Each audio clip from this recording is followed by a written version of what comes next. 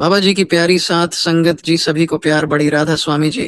प्यारी साथ संगत जी, आज की जो साखी मैं आपको सुनाने जा रहा हूँ, ये एक सच्ची रूहानियत भरी साखी है, जिसे सुनकर हमारा अपनी सदगुरु पर विश्वास कई गुना बढ़ जाएगा। तो साथ संगत जी, बात सन 1951 की है, जब गद्दी सरदार बहादुर जगत सिंह जी महाराज अपने सिंहासन पर बैठे हुए थे। तो एक आदमी उन्हें निहारता ही जा रहा था। उसे और कुछ भी दिखाई नहीं दे रहा था, केवल उनके नूरी स्वरूप के दर्शन करते हुए उनके पास जाता जा रहा था। जब वो पास में आया तो महाराज जी ने उससे कहा कि बरखुदार, ऐसा क्या देख रहे हो? तो वह बोला, सच्चे बादशाह, मैं तो केवल आपका नूरी स्वरूप ही देखता जा रहा हूँ। मेरी नजरें तो आपको ही देखना चाहती हैं। मैं चाहता हूँ कि इसी तरह आपका नूरी स्वरूप देखते हुए मैं बस सचखंड में चला जाऊं। तो महाराज जी बोले, अच्छा, तुम जाना चाहते हो तो हम तुम्हें जरूर ले जाएंगे, लेकिन इसके लिए तुम्हें भजन सिमरन जरूर करना होगा। तो उस आदमी ने कहा, जी जरूर, कुछ पाने के लिए कुछ देना भी पड़ता है। तो फिर महाराज जी ने कहा, तो फिर आप अपना टाइम दीजिए। तो उन्होंने कहा, सच्चे बादशाह, आपका जो हुक्म हो मैं वैसा ही करूंगा, बस मुझे आप अपने साथ ले जाइए। तो साथ संगत जी, अब महाराज जी ने कहा कि आपको पहले 2:30 से 5 करना होगा। भाव ये है कि आपको भजन सिमरन का समय डबल करना होगा। तो मैं तुम्हें अपने साथ ले जाऊंगा। अगर यकीन नहीं करते तो लाओ हाथ, हम तुम्हें अभी दिखा देते हैं। उस आदमी ने जैसे ही हाथ आगे किया, उसकी आंखें बंद हो गई, और जो नजारा उसे दिखाई दिया वो ऐसा था कि उसकी आंखें बंद थीं और उसके चारों ओर रोशनी ही रोशनी थी। उसे लगा कि वो जैसे किसी नए स्थान पर पहुंच गया हो। वो बोला, सच्चे बादशाह, बस मुझे अपने साथ जरूर ले जाना। आप कहते हो तो मैं 2:30 से 5 करने को तैयार हूँ। तो महाराज जी ने कहा कि मुझे तुमसे अभी बहुत सेवा लेनी है, तो क्या तुम सेवा करने के लिए तैयार हो?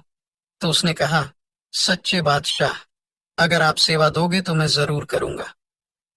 इतनी बात कहकर वो अपने घर को चला गया और भजन सिमरन करना शुरू कर दिया।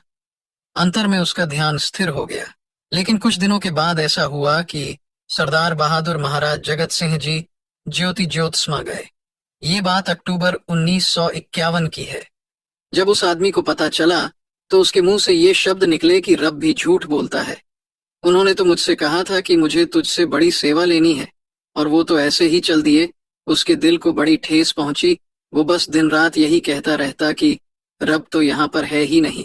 अगर रब है तो रब झूठ बोलता है, रब झूठ बोलता है। वो बस यही रट लगाए रखता। उसने सोचा कि आज के बाद ना तो वो सत्संग में जाएगा और ना ही वो आज से भजन सिमरन करेगा। उसने 3 महीने ना तो भजन सिमरन किया और ना ही वो सत्संग में गया। अब गद्दी पर हुजूर महाराज चरण सिंह जी विराजमान थे। करीब 3 से 4 महीने के बाद उस आदमी को रात को करीब 3 बजे एक सपना आया, जिसमें उसे किसी ने आवाज लगाई और कहा कि मलकीत सिंह, तुम भजन सिमरन किया करो और सत्संग जाया करो, तुमसे अभी बहुत सेवा लेनी है। वो झटपट उठा। उसने देखा सामने चरण सिंह जी महाराज जी का स्वरूप था, और जैसे ही उसने उस चेहरे को देखना शुरू किया, वो चेहरा सरदार बहादुर जगत सिंह जी के स्वरूप में परिवर्तित हो गया। अगले ही पल उसने फैसला कर लिया कि कल से वो सत्संग में भी जाएगा और सेवा सिमरन भी करेगा। सुबह उठा तो सबसे पहले सत्संग में गया। 3-4 महीने लगातार वो ऐसे ही सत्संग में जाता रहा और भजन सिमरन करने लगा। वही नूरी स्वरूप उसके सामने बार बार आता। एक दिन किसी सेवादार ने उसे कहा कि तुम्हें महाराज चरण सिंह जी बुला रहे हैं। इतनी बात सुनते ही वो हाथ जोड़कर महाराज चरण सिंह जी के सामने उपस्थित हो गया। महाराज चरण सिंह जी ने उसे कहा, मलकीत सिंह, क्या तुम कार चला सकते हो?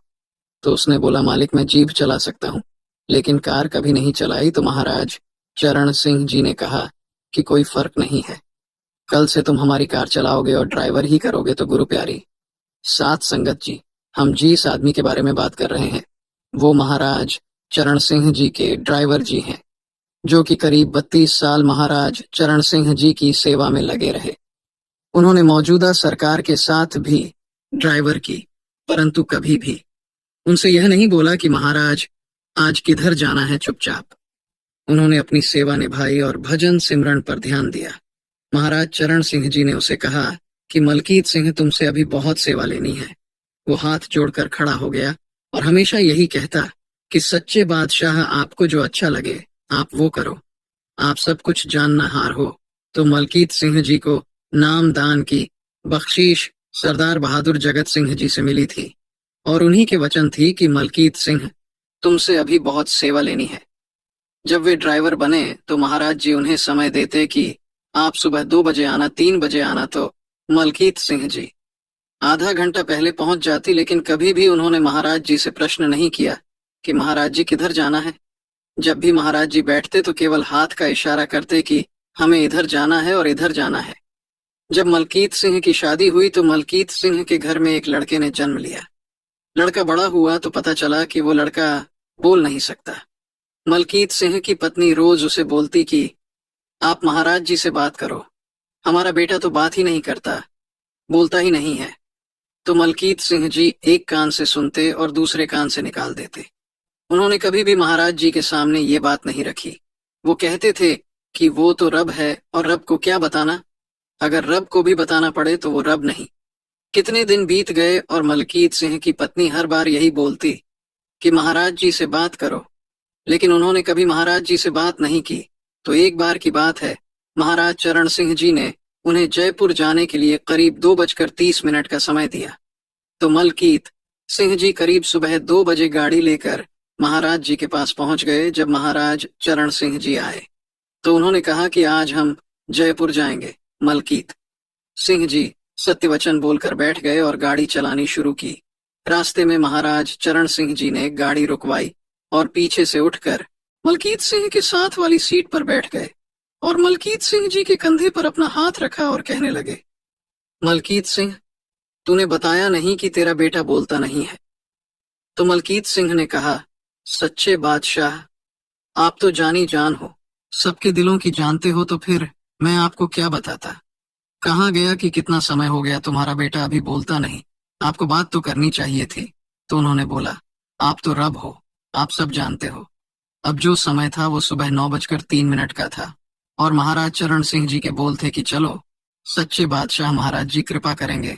और इतनी बात कहने की देर थी कि सतगुरु ने कृपा कर दी। शाम को काम करके जब मलकीत सिंह जी वापस घर आए और गेट खोला तो आवाज आई, पापा, पापा। मलकीत सिंह जी बड़े हैरान हुए कि ये मेरा बेटा है जो मुझे पापा पापा बोल रहा है। तो मलकीत सिंह के घर वाले आए और उन्होंने बताया कि सुबह करीब 9:04 पर हमारे बेटे ने बोलना शुरू कर दिया था। तो साथ संगत जी मलकीत सिंह ने कहा कि घड़ी में करीब 9:03 हुए थे। जब महाराज जी ने कहा था कि महाराज जी कृपा करेंगे तो 9:04 पर उन्होंने कृपा कर दी। एक बार चरण सिंह जी महाराज बिना बताए दोपहर को मलकीत सिंह जी के घर तक ले गई। उन्होंने देखा कि महाराज जी आए हैं तो जल्दी जल्दी 2 कुर्सियां लगा दी और उन्हें बैठने के लिए कहा और कहा कि महाराज जी आपने तकलीफ क्यों की, आप मुझे बता देते मैं आ जाता। तो महाराज जी ने कहा, नहीं मलकित सिंह, आज हम ही आना था। तो वो बैठ गए। तो महाराज जी और मलकीत सिंह जी ने वहां कॉफी पी और साथ में मलकीत सिंह जी को कहा कि आप अभी चाहे भजन सिमरन करो चाहे ना करो, आपका भजन सिमरन पूरा है तो ये बात। जब मलकीत सिंह ने सुनी तो उन्होंने कहा, महाराज जी अगर भजन सिमरन पूरा है तो फिर मुझे ले जाओ।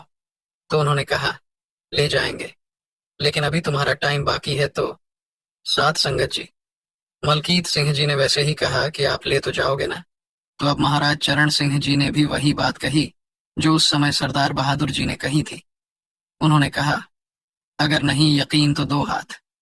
अब वही तजुर्बा उन्हें फिर से महाराज चरण सिंह जी के हाथों हुआ। वही नूरी स्वरूप, वही रोशनी और वही ज्योति। मलकीत सिंह जी ने यह नजारा देखा तो कहा, सच्चे पातशाह, बस मुझे अपने साथ रखना, मुझे ले जाना। इतना कहकर महाराज जी घर चले गए। तो प्यारी सास संगीत जी, आज की ये साखी बड़ी ही रूहानियत भरी साखी थी जो कि मलकीत सिंह जी ने स्वयं सुनाई थी। तो साथ संकट जी, अगर हमें कुछ पाना है तो कुछ देना पड़ता है, यही रिवाज है, यही रीति है। बाबा जी ने हमें नामदान बख्शा है, 2.5 घंटे सिमरन करने को कहा है। तो साथ संगीत जी, अगर हम भी 2.5 घंटे भजन सिमरन करेंगे तो वो नूरी स्वरूप के दर्शन हमें भी जरूर होंगे जिसके बारे में हमने केवल साखियों में सुना है। तो साथ संकट जी, इस साखी के साथ हम आपसे इजाजत लेते हैं। अगर आपको रूहानी साखियां सुनना अच्छा लगता है तो कृपया हमारे चैनल को सब्सक्राइब करें। जी राधा स्वामी जी।